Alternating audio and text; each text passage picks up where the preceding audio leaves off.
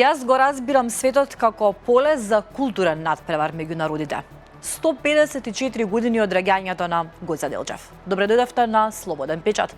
Јас сум Александра Вуксановиќ. Еве што има ново.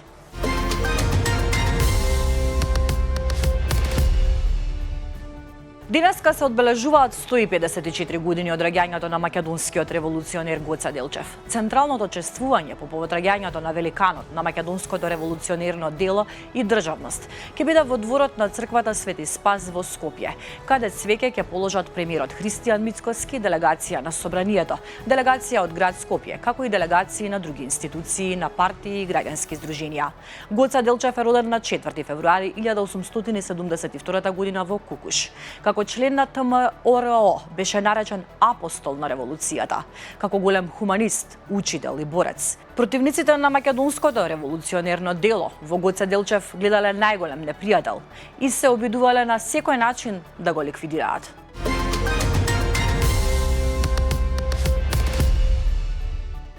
Трилатерална конференција посветена на унапредување на вклучувањето на лицата со попреченост и зајакнување на регионалната соработка за одржлив развој ќе се одржи денеска во Скопје.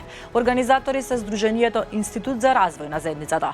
Во рамките на конференцијата предвидено е учесниците да дискутираат на два панела. Првиот е за регионална соработка, иновации и застапување за системски промени во областа на вклучувањето.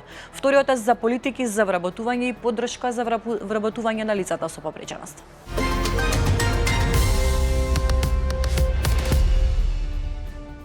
Артилериски гранати од Прва светска војна пронајдени во Гевгелиско.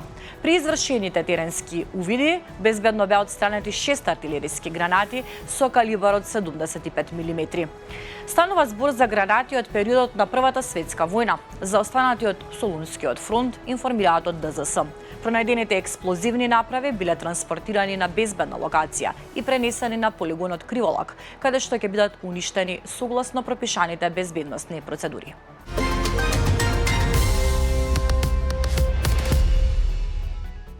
Граѓани во повеќе градови во Македонија вчера протестираа поради незадоволството од измените на Законот за сообраќај, односно од новите одредби поврзани со возачките дозволи и одземањето на возилата. Сообраќајот на патниот правец Битола Ресен беше во комплетен прекин поради протест на неколку стотици граѓани, кои поставија блокада на излазот од Битола кај така наречената ромска населба. Тие во знак на револт палеа гуми и дрва на коловозот и спречуваа кој било да помине. И во Кочани имало протест со огнови. Граѓани се бунат зошто полицијата им ги одзела колите. Тие се незадоволни од како полицијата им ги запленила автомобилите кои ги возеле без возачки дозволи. На социјалните мрежи се споделуваа видеа како граѓани од ромската заедница и во Штип протестираат од истите причини.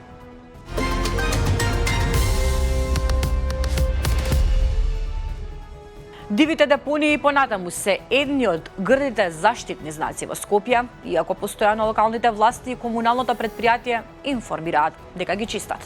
Неодамна жители од Злокуќани ја повикаа општина Карпаш да се погрижи за чистење на депонијата формирана на улицата Скупи во близина на објектот на Градежен институт. И се пожалија дека некој го искршил капакот од шахтата и дека на собраното ѓубре ја затнува канализационата цевка, па фекалии се разлеваат во близина на куќите. Деновиве до редакцијата на Слободен печат реагираа од Злокуќани за уште една депонија во нивната населба, лоцирана во близина на гробиштата на Зајчев. Темата е на Анита Стојковска.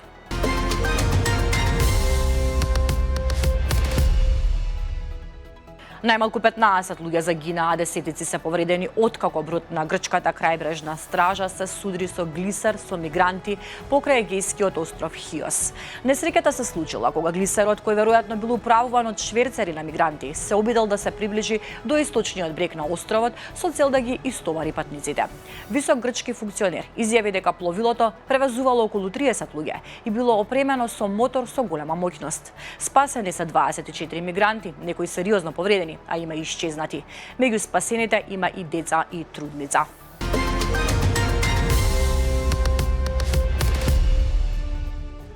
Крвава пресметка во Загреб. Конфликтот кој започнал како вербална расправија прераснал во вооружен напад во кој биле повредени 5 мина, меѓу кои дури и 4 деца. Инцидентот започнал со пристигнувањето на напаѓачите кои се упатиле кон локацијата со 2 автомобила. Веднаш по излегувањето од возилото започнало викање и физички напад врз групата што била таму, а првично биле употребени летви, колци, чекани и мачети. Ситуацијата целосно излегла од контрола кога еден од напаѓачите извадил огнено оружје и почнал да пука.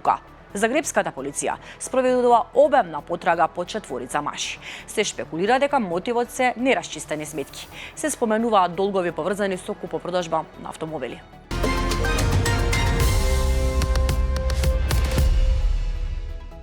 Продолжуваме со вести од светот. Саиф ал-Ислам Гадафи, еден од синовите на убиениот ливански лидер Муамер Гадафи, почина, објави неговото семејство синоќа без да даде дополнителни детали. Во исто време неговиот политички кабинет соопшти дека 53-годишниот Гадафи Саиф ал-Ислам е убиен. Тој е убиен во предавнички и кукавички чин во кој 4 маскирани мажи упаднале во неговата резиденција во западниот ливански град Зиндан, соопштија од таму. А Гадафи се подготвувал за враќање во политичкиот живот, потек што можеше да представува предизвик за неговите сојузници.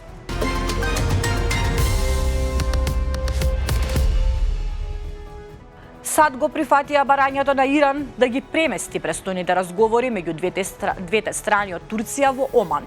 Овој потек дојде по ултиматумот на Техеран, додека се уште се водат дискусии за тоа дали други земји во регионот ќе се приклучат на разговорите. Иран инсистираше разговорите оваа недела со САД да се одржат исклучиво во Оман, а не во Турција, и тие да бидат ограничени на билатерални разговори поврзани со нуклеарните прашања.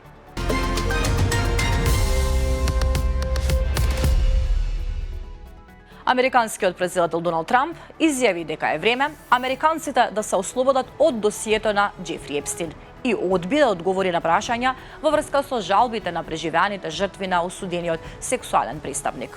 Трамп одби да одговори на прашањето на новинар на CNN за загриженоста на преживеаните на Епстин во врска со досието објавено од Министерството за правда на САД. Трамп исто така ги отфрли извештаите дека во досието се наведени неговите сојузници и пријатели.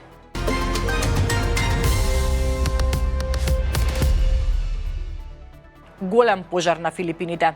1000 куќи се целосно уништени. Досега нема пријавени смртни случаи или повредени. Локалните власти соопштија дека пожарот се проширил брзо поради силниот ветер. Уништени се и неколку пешачки мостови, што ги искомплицирало операциите за спасување и гаснење пожари. Погодените семејства пронајдоа привремено засолниште во блиската теретана. Властите се уште ја истражуваат причината за пожарот.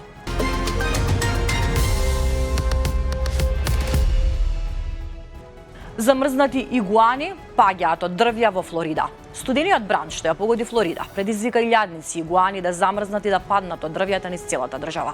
Температурите паднаа на рекордно ниски нивоа. Орландо забележа најниска температура во февруари од 1923 година. Влекачи на овие температури стануваат неподвижни и паѓаат на земја во толпи. Локалната телевизија од Мајами објави дека игуаните паѓаат од небото. Властите ги повикаа жителите да ги соберат влекачите и да ги донесат на места за собирање, каде што ќе бидат хумано еутаназирани. Нормалните температури за ова време од годината во Флорида се движат од 12 до 23 степени Целзиусови. Екстремниот студен бран доаѓа една недела откако силна бура го зафати поголемиот дел од Соединетите Американски држави, при што загинаа повеќе од 100 луѓе и остави бројни заедници закопани во снег и мраз.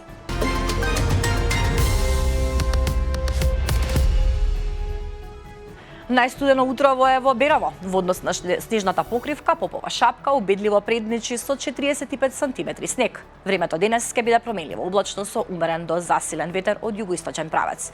Максималната температура ќе достигне од 7 до 11 степени. Во Скопје променливо облачно со умерен повремено засилен ветер од југоисточен правец. Кон крајот на денот, а особено во текот на ноќта, ќе има повремени врнежи од дожд.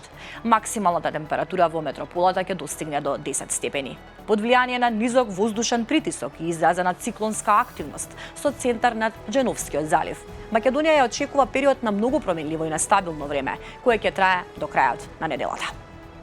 Благодарам што погледнавте уште едни вести. Повеќе информации побарајте на slobodnpečat.mk.